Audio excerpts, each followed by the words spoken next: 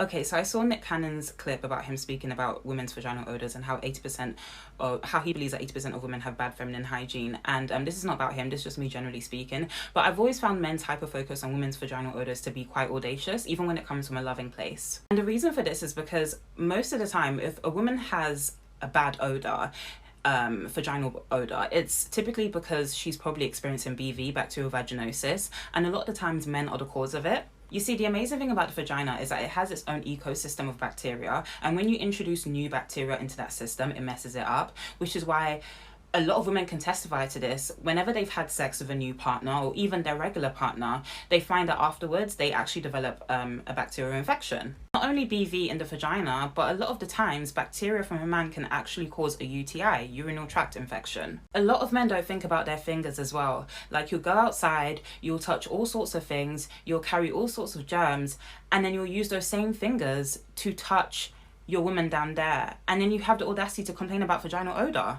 The thing as well is that a lot of women won't speak up, but do you know the amount of women out there that have horror stories when it comes to their experiences with dirty peen? If you go on my YouTube channel, there's a video from ages ago where I asked my followers to share their experiences with dirty peen, and the amount of disgusting things that I read: dead ants underneath the foreskin, dick cheese, lingering smell on their fingers from giving a guy a blowjob like 30 minutes ago, smelly scrotums.